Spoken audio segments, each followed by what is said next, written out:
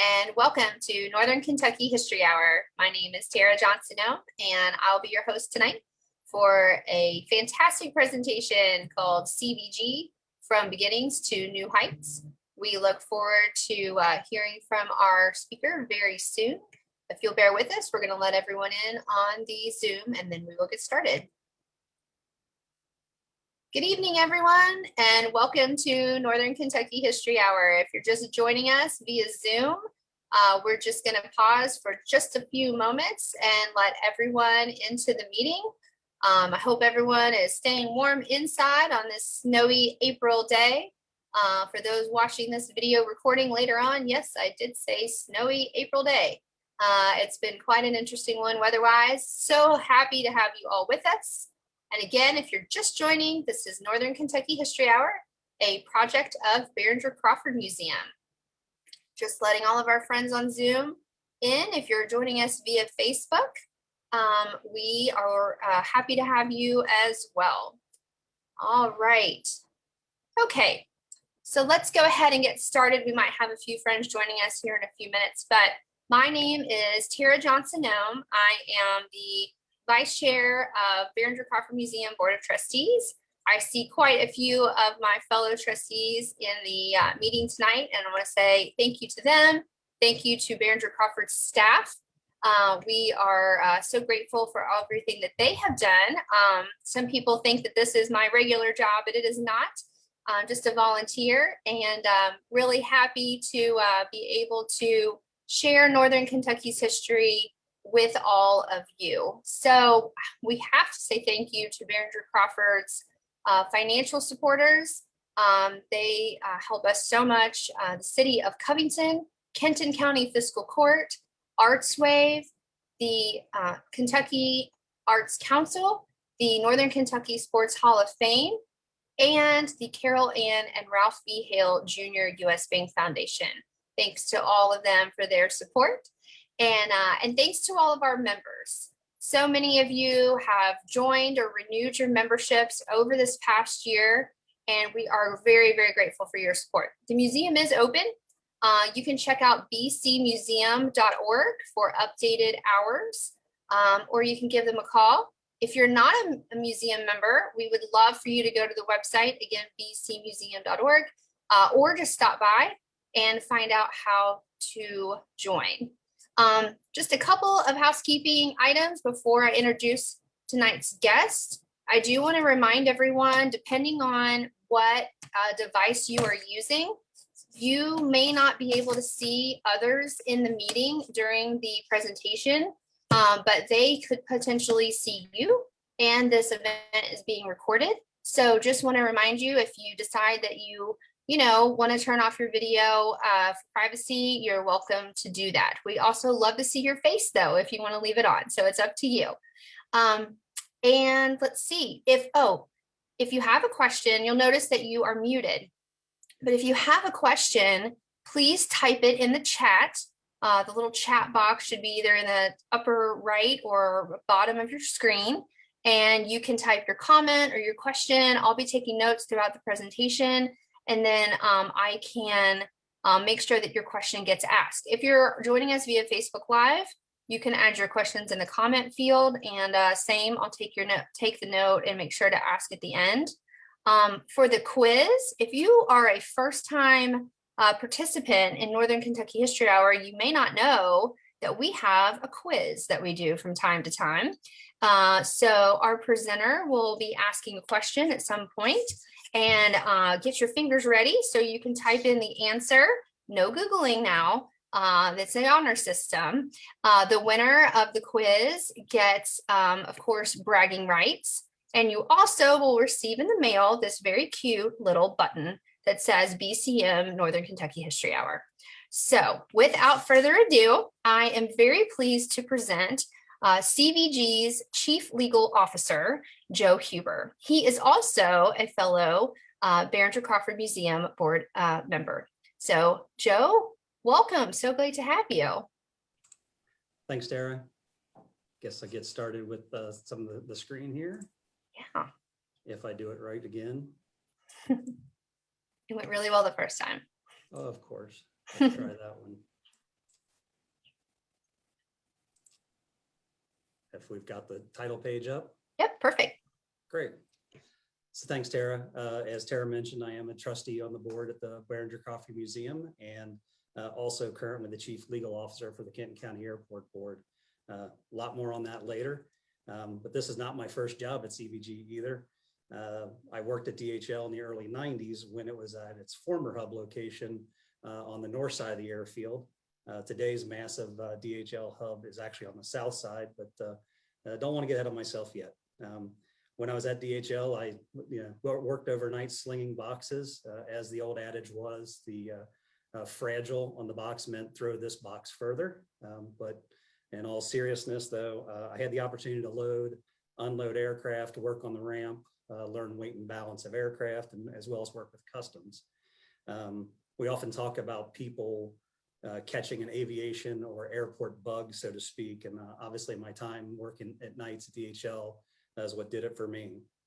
In full disclosure, knowing we have the Q&A later, wanted to make sure I make the point that I am not a pilot. I'm not an aircraft aficionado. I'm not an airplane spotter. So if you ask any specific questions about type of aircraft, sizes, capacity, wingspan, or speed, I'll just be making up the answers anyway. So you might want to save those questions for someone that knows something a little bit more about aircraft than I do. So when I was at DHL, it actually prompted me to go ahead and study and get an aviation administration degree that NKU used to provide or had available at that time. But by the time I graduated, I wasn't at DHL any longer and was in the construction industry. So it wasn't until many moons later that while I went back to school, law school at Chase, that I joined the airport board in 2010 in the new contracts department. So, yep, it's been 11 years. It's hard to believe, but in that time, I've been really lucky to see quite a bit of the CVG operations and things from the owner's perspective now. So I guess that's why Tara and BCM and the rest, they hope that I've learned enough to share the history of CVG in tonight's history hour. So the plan is over the next 45 minutes or so, I want to share some great pictures, at least I think they are, really concentrating on the beginnings of CVG in that early 1940s, 50s timeframe. We'll talk a little bit about the 60s and 70s, but then kind of jump ahead to our more recent history over the past decade or so. Kind of further showing how CVG and the region really are inextricably linked and the success of each as well. Then I want to wrap up a little bit about the future of CVG, what's going on in the future, which is a bit misleading because the examples I'm going to show you are some of the neat new things we're doing right now. And as Tara mentioned, time for your quiz question. So I'm going to set it up first a little bit. Obviously, airports have a 3-letter code that we go by, signed by the FAA and international counterparts. Many of them are pretty easy to figure out. When you look at the 3-letter code, it looks like the name of the airport or the city. You think about something like Boston as BOS or Phoenix as PHX. Some of the other names that make sense. So where does CVG come from? And it's not going to be so easy as to say it's from Covington, because everybody should know that by now, I hope. But the question really is why was Covington chosen? Obviously, when it started, the airport was the Greater Cincinnati Airport. It was times called the Kentucky Airport, the Covington Airport, Kenton County Airport, Boone County Airport. It had all kinds of names. But technically it was Greater Cincinnati Airport. And how did it get to be CVG? Why did they pick Covington to shorten down to the 3-letter code is really the question. So I often start a lot of presentations with people that are unfamiliar with the airport, probably more so than here. But first of all, CVG, yes, the Cincinnati Airport is in Kentucky. Also, the Cincinnati Northern Kentucky International Airport is physically located in Boone County, but owned and operated by the Kenton County Airport Board. So if we haven't confused everybody yet, hopefully at the beginning of this, we can talk a lot about how this really happened and how did we get here. So you could say the opportunity to become the airport that CVG is today was really due to 2 less pleasant factors. One would be war and the other natural disaster. So on the war front, there was a need for paved runways and other infrastructure for the U.S. Army Air Corps that leading up to World War II. That plays a major factor, if not the most significant factor, for building a new airport, as well as the chance to have it in Northern Kentucky. On the natural disaster front, if I can get that to change. The 1937 flood engulfed Lunken Airport, shown here. I understand this is the top of the terminal building in 1937 flood. So this is one of the factors, obviously, that led to being able to locate the new airport in northern Kentucky. So leading up to World War II, a federal program was launched to deal with the lack of paved runways for the military. It was called the Development of Landing Areas for National Defense, or DLAND. So under that program, local governments provided the land, the federal government provided the money to either build or improve the airport. So about 300 airports were built or improved that way, and an actual allocation for a new DLAND airport came to the Cincinnati area in 1941. So at that time, Cincinnati officials believed that Lunken could and would be the area airport for many years. Probably pretty easy to argue that might have been a bit short-sighted, considering the flood we're looking at here, as well as other natural barriers at the location, especially if you consider how fast aviation, particularly the commercial service sector, would grow in just about a decade. Lunken has its own rich history, including the beginning of Embry-Riddle and American Airlines, but different story for a different day. According to then Lunken Airport manager Edward Kinney, reading a quote, he said, "The airport is the most developed it ever could be. The longest runway is 6,100 feet, and that's the longest we can ever have. Lunken is surrounded by 2 rivers and a dike. High hills also wall in portion of Lunken." All of this obviously kind of goes to show why it was not necessarily going to be a good choice, along with the frequent fog. And the federal government under the program recommended that an auxiliary airport location somewhere on a hilltop be considered. So they proposed to Cincinnati that you should acquire property, again, somewhere on higher ground, about 1 square mile. The city manager at the time estimated it would be about $1 million to acquire that land, and was a near impossibility.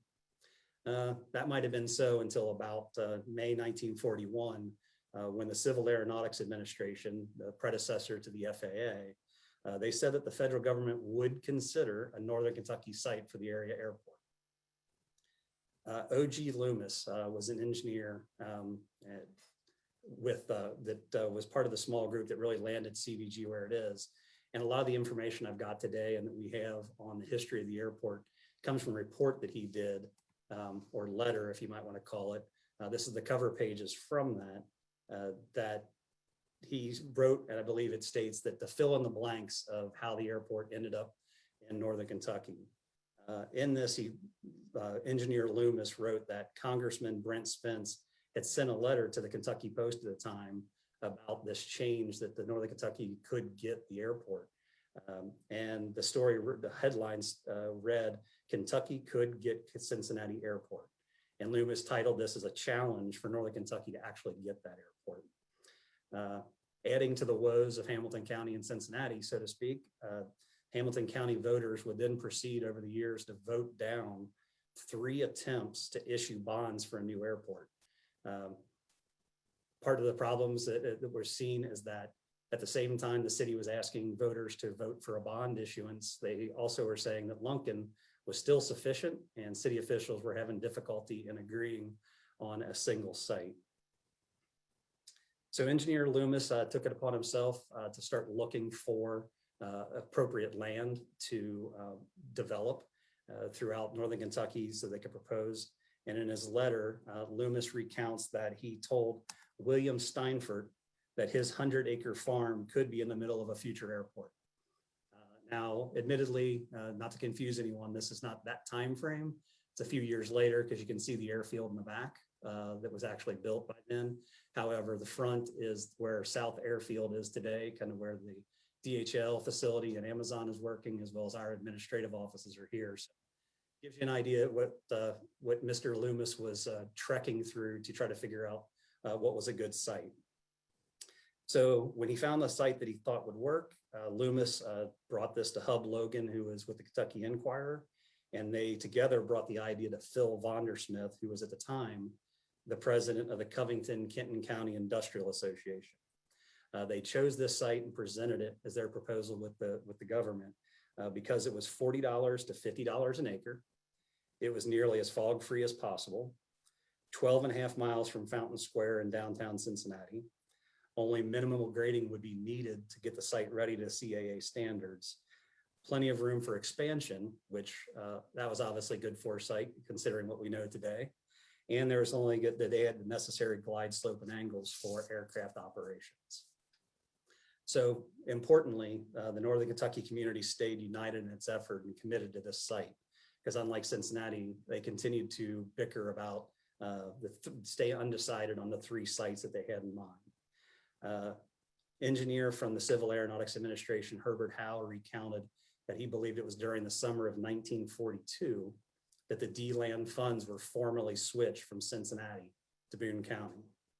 So that sounds like great news. We're on our way to our airport, but hold on a second, because everyone working on securing this new airport were from Kenton County. But as we said earlier, all the land was in Boone County. And at that time, Kentucky law prohibited the county from buying land in an adjoining county. So a sponsor from Boone County was going to have to be located. And they were able to do that when in early 1941, Boone County Judge Riddle agreed to sponsor as long as Boone, his county, wouldn't have to spend a dime on acquisition, engineering, development, anything. So therefore, the Kenton County Fiscal Court would be responsible for all financing if this project was approved by the federal government. Other good news was that they also received a commitment from the 3 airlines at Lunken that American, Delta, and TWA, they would use the new airport if it were built. So through an appointment arranged mostly by Senator Alvin Barkley from Paducah, also later Vice President Barkley, Loomis actually had received a commitment from the federal government that the Works Public Administration, the WPA, would build 2 4,000-foot runways, with 2 more to be built in later. $108,000 in CAA grant funds, WPA funds and labor would be added, and then the land provided by Kenton County would round out the deal. The funds were actually approved by President Roosevelt on February 11th, 1942. And in another one of the many firsts we're going to talk about, February 18th that year, Kentucky passed a law then allowing Kenton County to expend funds in the adjoining county, which that removed Boone from any obligations to the airport moving on. So once again, all seemed well, right? Kenton County eventually acquired 928 acres in this area for the site. But once again, a little bit of adversity as the war stopped all federal construction that was not military related. As well, the WPA at this point was gone by as of August 1942. So it's back to DC, where the story goes that with some luck, Loomis, the engineer, along with Covington attorney Greg Hughes, had an appointment with the Office of the Chief of Staff for Army Corps Air Corps Ferrying Command, which they had found out was planning on locating somewhere in the Cincinnati area. It was supposed to be a 2-minute interview, apparently lasted 6 hours, but 6 hours later, they left with an allocation of $2 million and 4 runways now at 5,500 feet long, and formal approval came on October 1st, 1942. That came in a telegram to attorney William Wehrman from Senator Barkley. Construction began on May 3rd, 1943. Again, mentioned there was 4 runways at 5,500 feet. They were going to be 150 feet wide, and it was going to be completed in 150 days. Construction was completed on August 12th, 1944, and 3 days later, Army Air Corps B-17s were beginning to practice landing and takeoffs at the new airfield in Boone County. So around the same time, on October 6, 1943, actually American, Delta, and TWA each agreed to leases, and that was read into the board, a 20-year lease with the airport board, which is obviously newly formed at this time. The initial board of directors were Hub Logan, who became the chair, Thomas Sheridan, Hal Ricketts, Bernard Eilerman, Fred Macklin, C. Lyle Kays, and Al Honhorst, who was the secretary treasurer. This is a few of those gentlemen, along with an engineer, Greg Lyon, to the second from the right, pictured at the dedication, which we'll talk about here in a second. All right, so the 20-year airline leases were signed and effective July of 1944. But the War Production Board wasn't necessarily convinced about building new facilities on their airfield. So therefore, they required, and 3 airlines, American, Delta, and TWA, did send letters of intent to the War Production Board that they would move from Lunken to CVG upon the completion of an admin building, weather bureau, post office, and control tower. This clearly shifted the focus of the airport to commercial aviation and obviously the future, which was a good thing because less than a year, just a little over a year later, the Army Air Corps had ceased operations as of September of 1945, and Senator Albert Barkley had declared the airport surplus property, surrendering the lease back to the airport board. Construction begins obviously on the new terminal, the admin building and the terminal. This is a little bit before this, but in June 26 of 1946, the 3 airlines ended up advancing $225,000 for its construction. The cornerstone was laid in 1945, and then a dedication was held on October 27th of the 3-story admin building and the 4th floor control tower. Again, on October 27th, 1946. It was attended by an estimated 35,000 or more people at this dedication who came out to see the new airport. This is obviously a picture of the airfield and some of the aircraft that were on display during the dedication, as well as this is one of the aircraft, the DC-3. And then another picture from another different angle of the dedication that day in October.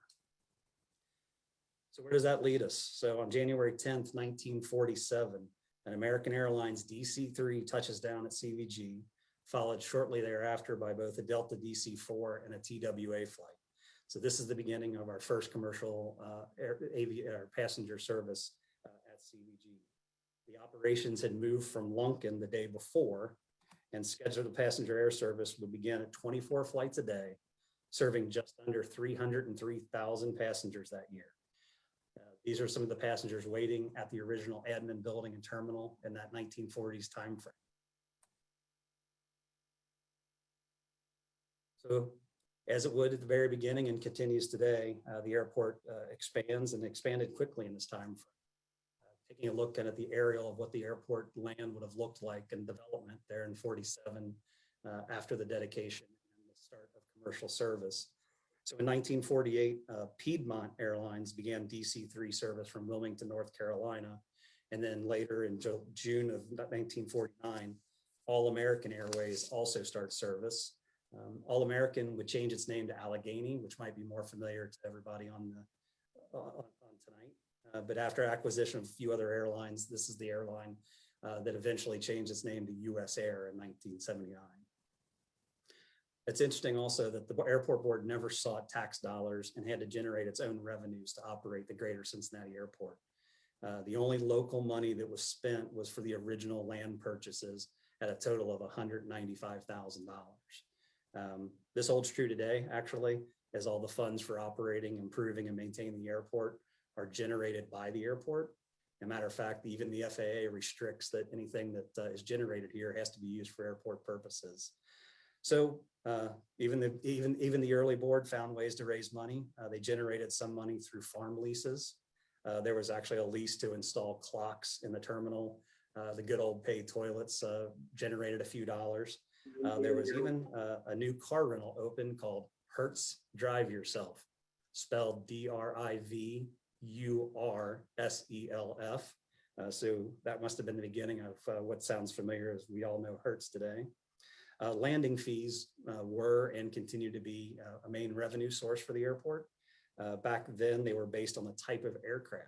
It cost $5 to land a DC-3, $10 for a DC-4, and $15 for a DC-6. Probably about another big money maker, but another one that came later. It's a little bit out of place in the chronology, but you can forgive me for that. I'm sure some of you remember the turnstile at the entrance to the observation deck at the terminal. It was a dime to get in and make your way up the observation deck, and then a shameless plug for the museum. Those turnstiles to the observation deck are now part of the artifacts and exhibit at BCM that you can check out when you go there. Like I said, this is definitely not a 1940s picture, but hopefully everyone gets the gist of the layout of the land of the terminal at that time. So we move into the 50s. Lake Central Airlines arrives in 1950, and in 1951, the airport board had about 8 employees. Later in September, a paid parking lot was proposed, and the Airport Parking Company of America was formed out of that proposal, which grew nationwide from its beginning here, another first. Believe it or not, even though it's through various acquisitions, spinoffs, and different pieces, that company is still the company that still operates the garage and on airport parking lots at CVG today. So in that 51 timeframe, after 4 years, passenger traffic had already more than doubled to almost 648,000 passengers a year. Larger aircraft were now being used though, so flights had actually decreased from 106,000 down to 74,000 in that same timeframe. Heavier, larger aircraft, and later obviously jets, started to require longer runways and a lot more space to operate. So a 3-year expansion plan was developed as the passenger count grew to more than 826,000 annual passengers in 1953. So the design was underway for more facilities and expansion of the terminal. A new cargo building and post office were completed and turned over in 1954. And by 55, the passenger count was more than 1 million passengers per year. The board required another 100 acres in 1956 for $35,000. Expansion, addition to the facilities and infrastructure moved quickly as the $2.8 million was spent in contracts on that expansion and upgrades in 1957. And by 58, the passenger count had grown to over 1.18 million passengers a year. 1959 would kind of close it out. We'd see Eastern Airlines arrive. The plans for a 100-room Barkley House Motel was approved. As you guys are familiar with the current hotel and that site today. Unfortunately, it also saw an explosion in the basement of Terminal 1 where the Sky Chef's operation and kitchen was. They were the caterer for most of the aircraft operators, as well as would later open the River Queen restaurant in Terminal A, Terminal 1. Also at this time, interestingly, the landing fees shifted from being based on aircraft type to being based on aircraft weight. The landing fees then were 14 cents to 21.5 cents per 1,000 pounds. This method is still used today. Every airport that I'm aware of uses it. And today our fee for the same thing is $2.18 or $2.50 per 1,000 pounds, kind of depending on whether we have certain agreement with the airline to commit the various space and service here. So the jet age arrives in the 60s. Is when on December 16th, 1960, when a Delta Convair 880 began regularly scheduled passenger service here. A new east-west runway was built at 7,800 feet long, and the north-south runway was extended from 3,100 to 8,600 feet. In comparison, today's 4 runways are 12,000, 11,000, 10,000, and 8,000 feet long. At the same time, the original terminal was expanded by 85,000 square feet.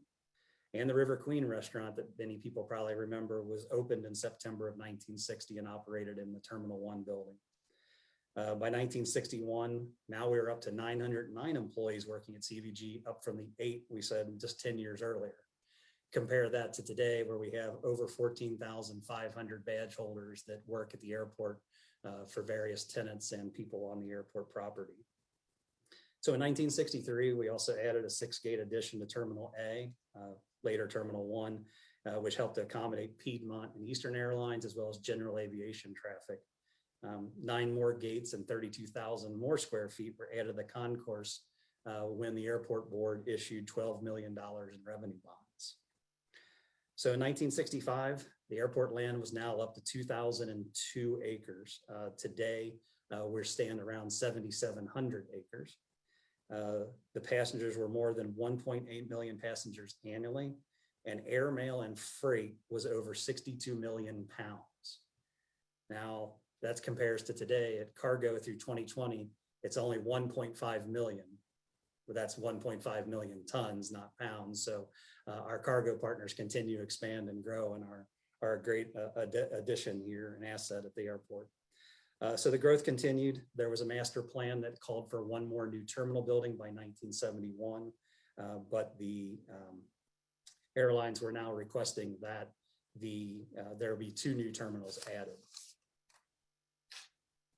With the expansion, the addition of these facilities, longer runways, and the 46 traffic control tower on top of Terminal A, which later became 1, that no longer had the visibility needed to operate the airport efficiently and safely.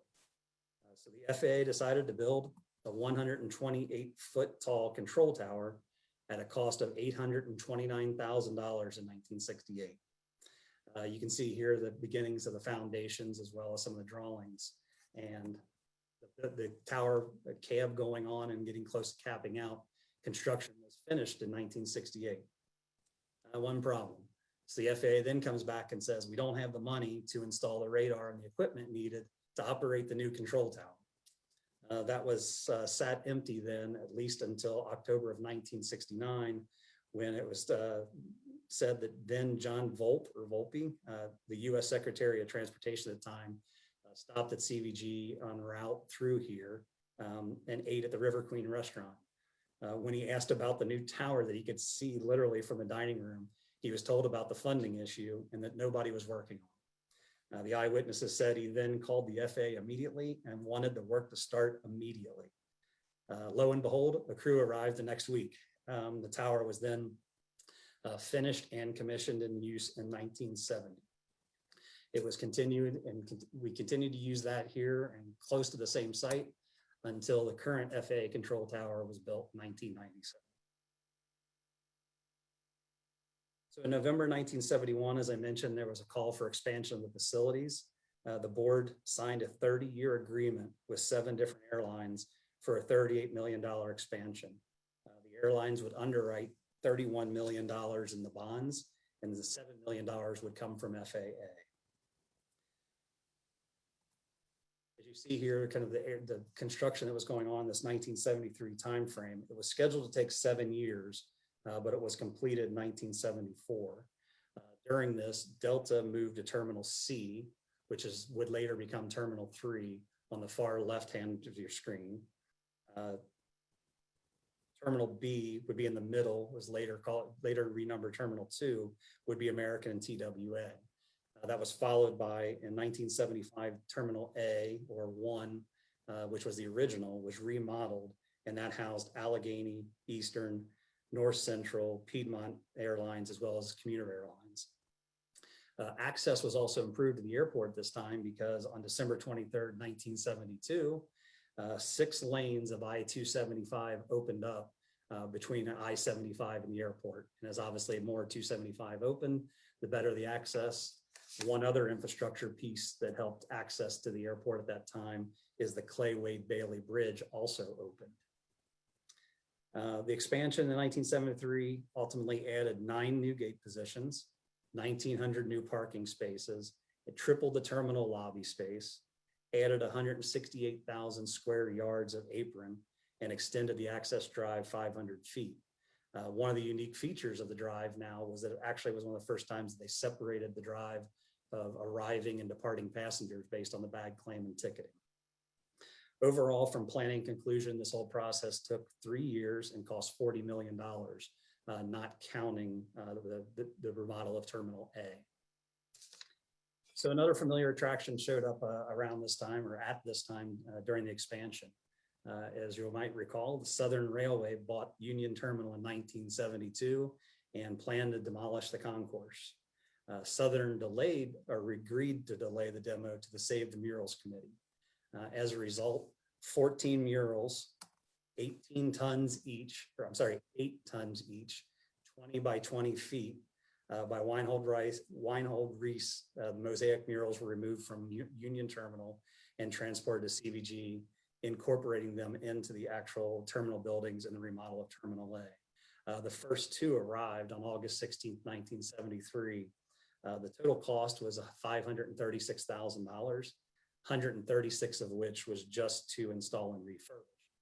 As you can see, a little bit of advertising on the truck as they moved them from downtown Cincinnati. There was still money needed to save the last 5 murals at this point. Here's another picture of one getting closer in time to being installed.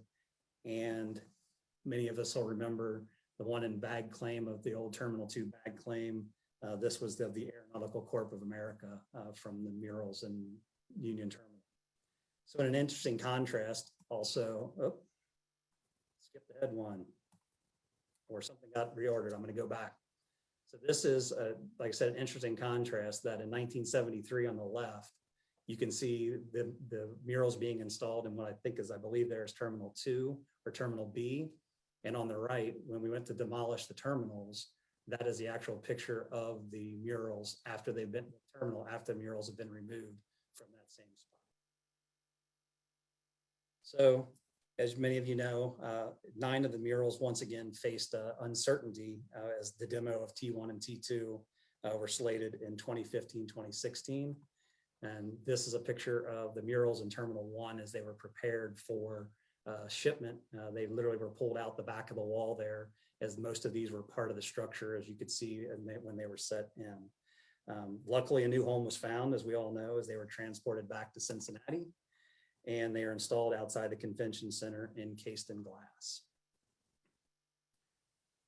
Speaking of those murals and sitting in Terminal 2, this might be familiar, as we've had our share of a few filmings and commercials and other various things, but probably one of the most familiar or popular, you might recognize Dustin Hoffman as they were here filming Rain Man in the 80s in front of those same murals in Terminal 2 that we were just pointing at. So in November 1978, the board changed the name to the Greater Cincinnati International Airport as a $1 million building to handle international charters was built. The passengers went from 1.2 million in 1960 to 2.8 million in 1980. That compares to CVG welcomed 9.1 million passengers in 2019. Ultimately, the name of the airport was again changed. The board changed it in 1992 to what we all know today as the Cincinnati and Northern Kentucky International Airport. So the next massive expansion in this era would be in 1994, when the $375 million was invested to remodel what we numbered Terminal 3, remodel Concourse A, as well as add what is now Concourse B. And in kind of a depiction here in 1995, an artist rendering, and then as well as the actual area from 95. And an interesting fact is that if you saw in the very beginning, the Loomis report, he estimated that the 1973 economic impact of the airport was $1 billion. So in 1995, the economic impact of CVG on the region was $3.2 billion. The most recent update that was done in the 2019 shows that CVG has an economic impact of $6.8 billion. So once again, very strong in the region as we all grow together from the small beginnings with the small group of people that landed at Northern Kentucky. So as promised, I'm going to jump way ahead in the interest of time to our more modern history in the last decade or so. So in 2011, CVG started a project to remodel and reopen Concourse A, which had been shuttered for a time. That same project would move all the carriers from that Terminal 2, which was still being used and built in the 1970s with very little upgrade.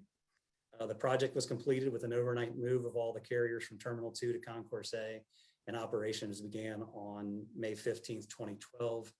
Definitely gave a much better space, airier space, much better customer experience, especially with the tunnel that leads out to the concourses. But probably more importantly, this gave added gates that was needed for any new air service and the expansion of air service. And luckily, that's exactly what happened. As in May 2013, ultra low cost carrier Frontier launched service to Denver and has only added a route since. They're currently serving 11 destinations from CVG and about 80 weekly flights.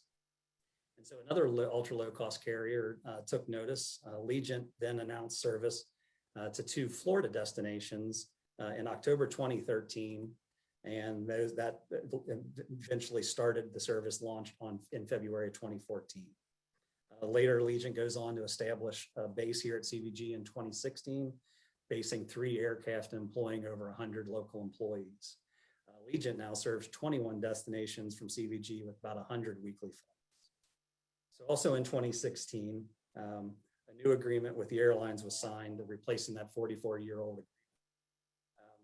The agreement's important because it actually gave more control and flexibility over the growth and future to CVG in the region to determine the future. So Southwest Airlines joined the mix shortly after that with service to Baltimore and service to Chicago on June 4th, 2017.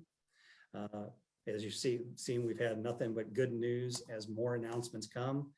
Alaska Air is going to start Seattle service here later in May, as well as Sun Country starts their passenger service here into Minneapolis. And if everybody saw the news today, American Airlines also just announced 3 daily flights up to Boston for more coverage. And once again, we get to brag about still being the lowest cost airport within the region, ranked 80th out of 100 overall. So still great news for, again, the region and everybody who wants to travel. But again, that's all our passenger aircraft and airlines and a lot of the history. We definitely love our our partners over on the cargo side, as they have been a great asset especially during the pandemic. DHL started service here in 1983 when it leased 25,000 square feet from American Airlines, eventually opening its hub later in 84 and built a sort facility on the north side of the airfield. That's where I worked. I did have a picture I was thinking about putting, but it was very depressing to see the demo pictures again as I watched that around 2011 when I first started the airport board out our window. But now after a stint in Wilmington, DHL came back to its newly built facility that's off of South Airfield Road here on the south side in 2009. DHL employs around 4,600 people and has invested over $300 million in the North American Super Hub here at CVG, and they're currently getting ready to start another expansion of that facility.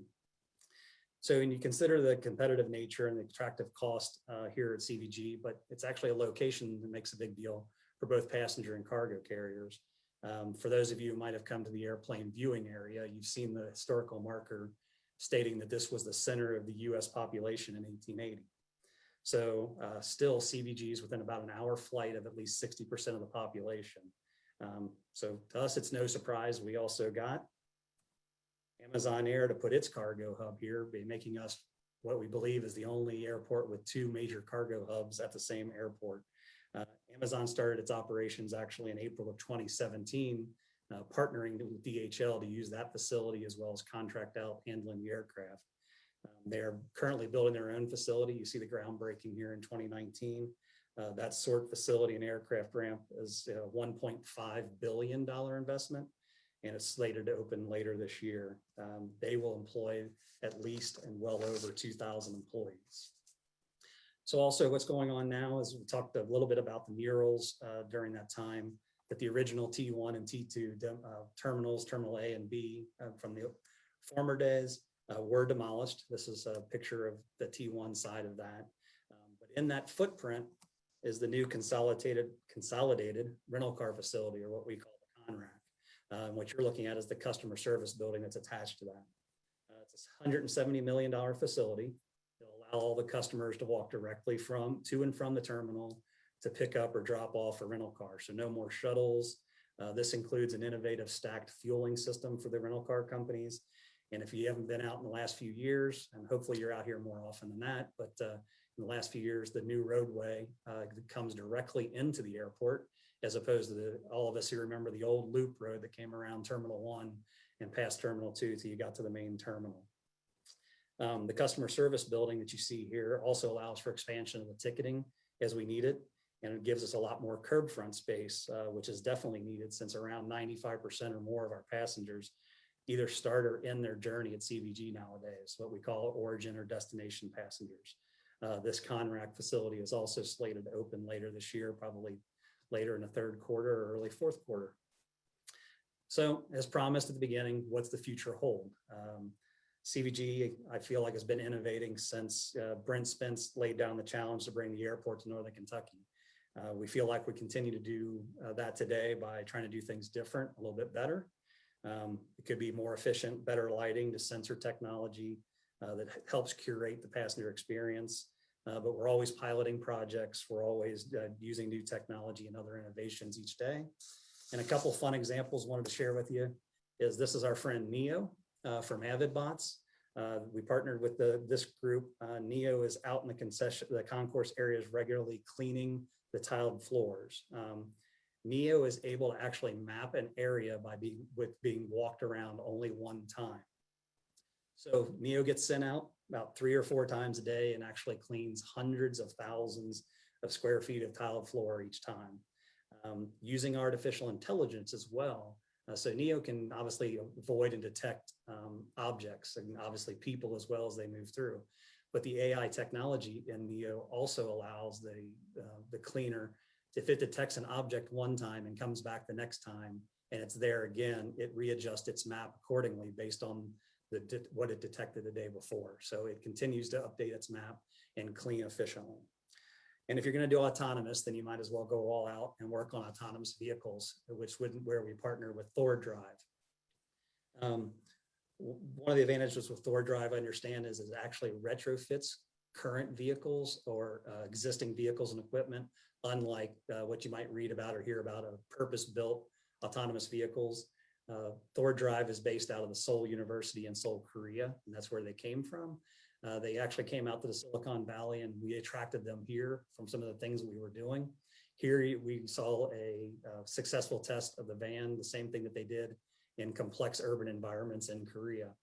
However, the application to airports here was to actually retrofit a tug that can pull baggage carts and cargo containers safely operating around the ramp area. And this was done just this year or late last year with successful retrofit the pulleys. The other interesting good news story is that partnership with Thor Drive. Instead of staying in Silicon Valley, they actually decided this partnership was so valuable, they moved their North American headquarters here to Cincinnati and are currently located in over the Rhine. So again, all part of how the region comes together around the airport.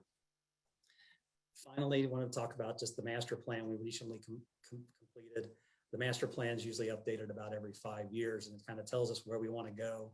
It's a roadmap of short, medium, and long-term projects. They might be listed on here, and there's milestones that trigger when some of these projects would be done.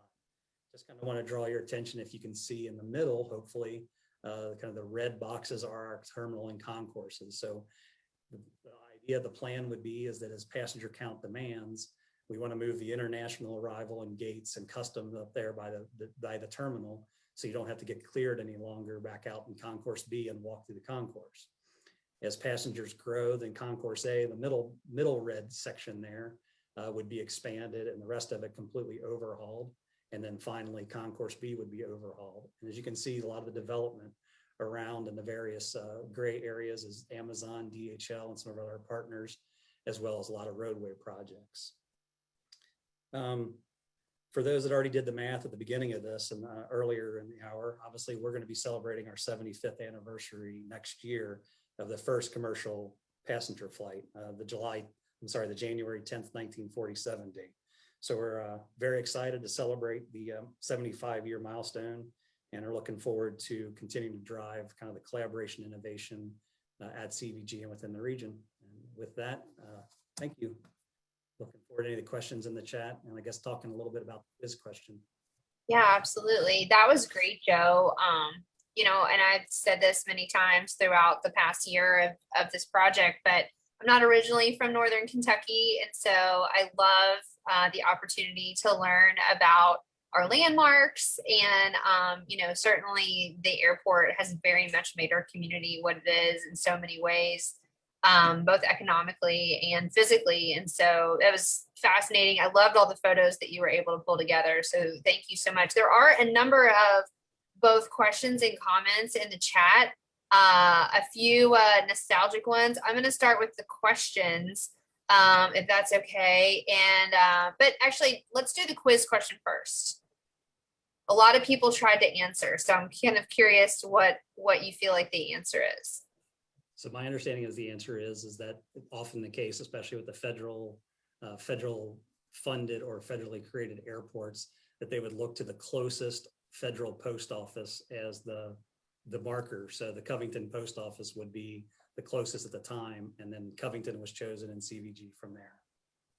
There you go. Well, nobody mentioned the post office. So you managed to stump them, I think, on what everybody else thought was a pretty easy question. So well done. And Joe, don't worry, you'll be receiving a history hour button. So very cool. Good try, everybody. Come back next week. I'll tell you what the presentation is going to be at the end of the program. So you'll have to try again next week.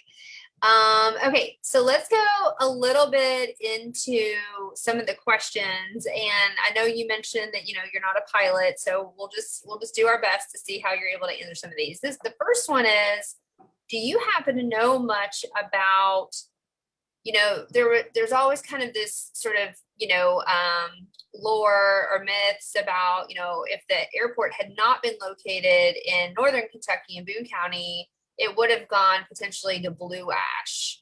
And I was just wondering, well, one of our viewers asked, you know, he was wondering about the dynamics of that. Specifically, the question was, how much did the city of Cincinnati, a language that I don't want to necessarily use here, but how much did their actions result in getting the airport in Boone County versus Blue Ash? You kind of talked about there were like 3 different sites, so maybe that's kind of the dynamic. I'm not really sure. Yeah, I mean, that know just a little bit, Tara, and for whoever asked the question. So I'm not sure that during that early 1940s timeframe that Blue Ash was one of those 3 sites that they were throwing around. Definitely the Blue Ash Airport idea really came about later in the 40s and early 50s and would continue to kind of rear it, you know, kind of the idea kept coming up. So definitely that early piece of not being able to pay for a new airport or go for it in the bond issuance or pick a new place or settle on one hurt Cincinnati and the Ohio side from getting that D-land airport and getting that federal funding with the military. So Blue Ash kept coming up. Obviously, eventually it was built, though it's not there anymore. But definitely a lot of arguments came. This was already up. CVG was already up and operational. It was successful. Obviously, Blue Ash Airport was actually farther from downtown than CVG. That became another issue that if they built the airport, the estimate was going to be that it had to be at least 20 to 30 miles from downtown. I do recall there was some discussion that various group, and I want to believe it was somebody, it might have been a newspaper person from like the Dayton Springfield area, that they were actually working together with Cincinnati officials as how do we put something in between Cincinnati Dayton to serve the region or the area. And so that a lot of that also came around Blue Ash, but Cincinnati got a lot of support from the existing airlines saying how good it was, how well it worked for the airlines, as well as pilots talking about the efficiency and how well structured the airport and airfield was at the time. Very interesting. Thank you for explaining that, because I think that's kind of always a little bit of a confusion since it did get built later, you know, exactly what the deal is with that.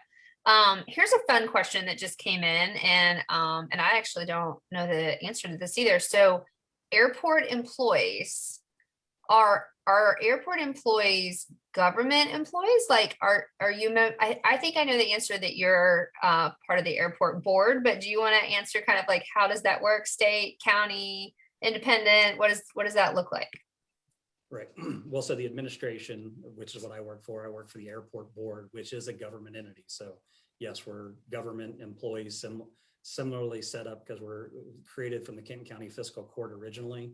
So that the employees for the airport board are government employees. When I mentioned like the 14, that's why I specifically mentioned we have 14,500 badge holders. That means everyone working for DHL, Amazon, American, Delta, Allegiant, Southwest, and then any of our tenants that are actually have to get access, they all get badged. So that number really was encompassing everyone that works at the airport, and not counting kind of temporary contractors or other people. So generally speaking, the airport board employees, counting kind of temporaries and seasonal, around, I think still around 400, and there's about 400 employees in the airport board right now. Very cool. Thank you for explaining that. I almost missed a question, and we're kind of jumping around here just a little bit. Let's start with, do you happen to know, do you still have people panicking when they land in Kentucky and they think that they should be landing in Cincinnati? Or Yeah, I'm not sure I know that panicking is the right word. I know there's still definitely stories, or even just talk to someone who visits the area, whether I'm at the airport or not, that when you tell it, when I mention that I work at CVG, or I might even be out of town, that they go, yeah, I've been there before, but I didn't realize your airport was in Kentucky. So it definitely still comes up. I don't know that anybody panics. Again, you're only 12 miles away. So it's not as if you're that far away from downtown. And Right. as we'll all argue, the region has lots to do, whether you're in Kentucky, Ohio, or Indiana, right? Absolutely. Absolutely.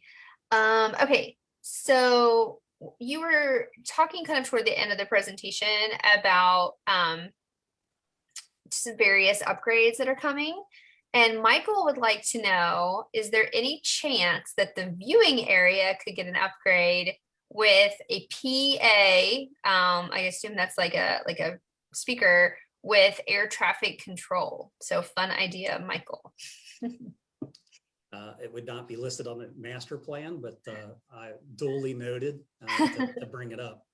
I am familiar. I've been at places where that has been set up at least temporarily, especially during events. So definitely one to take back, Michael. Thanks.